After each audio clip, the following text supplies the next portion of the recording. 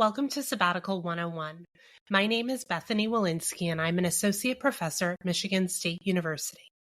I had a life-changing sabbatical, and I'm on a mission to help fellow academics do the same.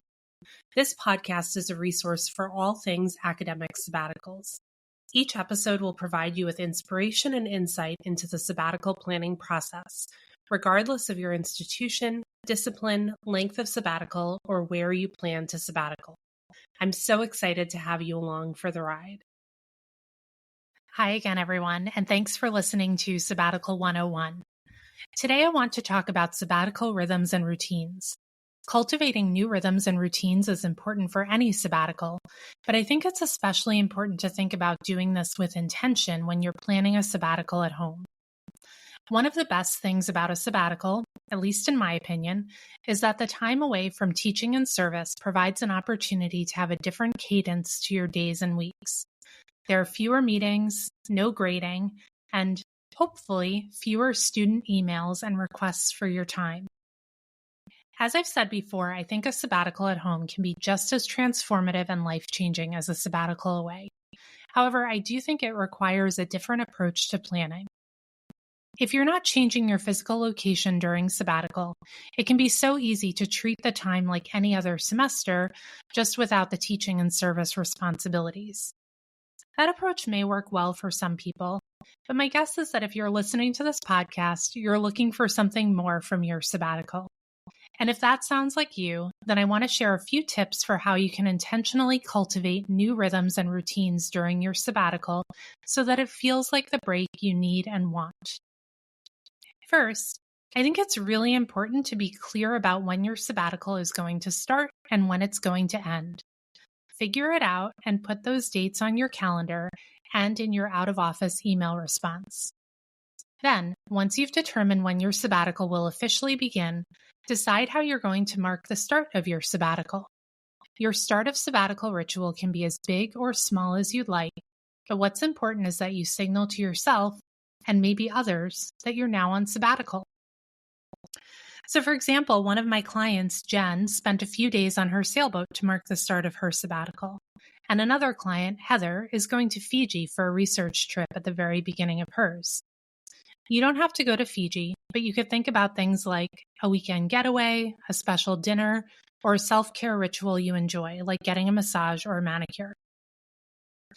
And after you've decided how you'll mark the start of your sabbatical, you can start to think about your daily and weekly rhythms while on sabbatical. And I recommend doing that by thinking about these questions.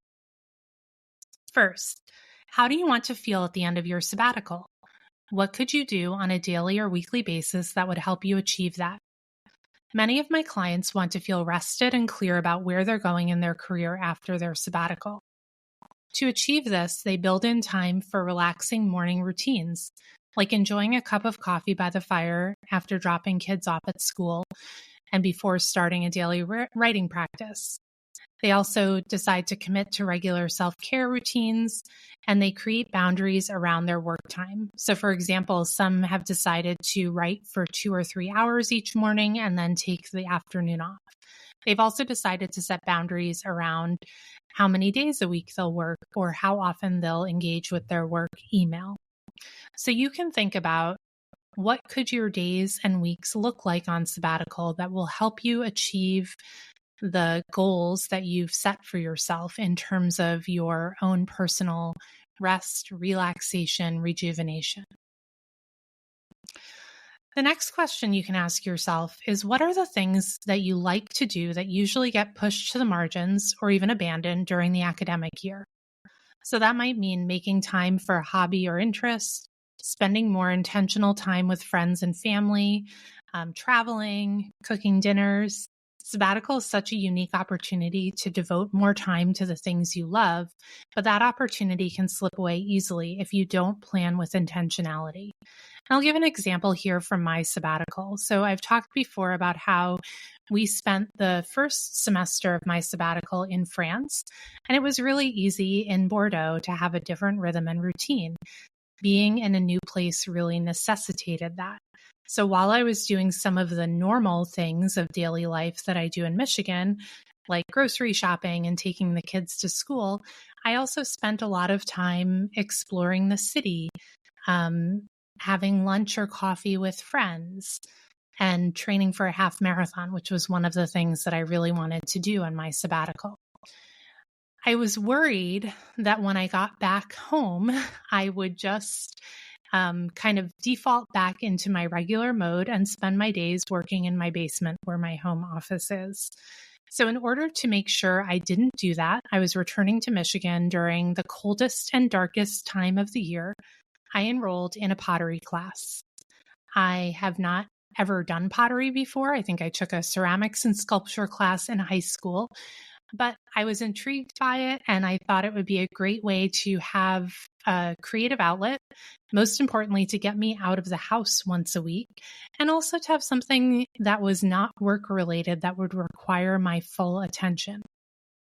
So the first class I took was a 6-week class, and I loved it. I made a lot of little ramekins because I'm not a great potter, but it was exactly what I needed. It was something that I never would have done or had time for during a regular semester, but it gave me the shift in location and the shift in thinking that I needed to remind myself every week that I was on sabbatical and that I had more control over my time and that I could do things differently than I normally do.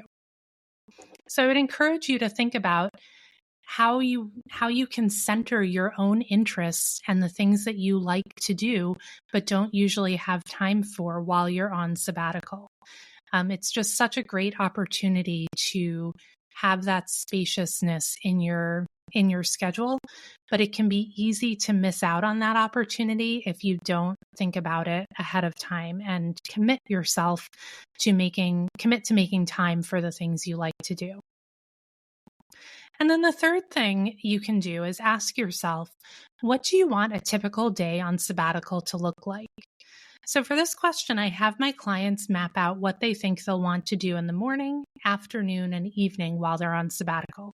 And this is really broad. It's not a set daily schedule, but just these are the kinds of things I like to do in the morning. These are the kinds of things that I envision doing in the afternoon. And you might have one of these for weekdays and for weekends. And so essentially, when you fill out this worksheet, which I'll also include in the show notes, you're creating a menu of options to choose from that can help remind you of what you want to prioritize during your sabbatical. So if you want to start or restart a fitness routine, for example, maybe you think, I'd really like to just get up and after the kids are out of the house, I want to run or do my yoga practice. So you put that in the morning category. Or maybe you want your exercise routine to be after you've done a little writing for the day, and that's kind of your off ramp into the second half of the day. Put it in the part of the day that makes sense to you.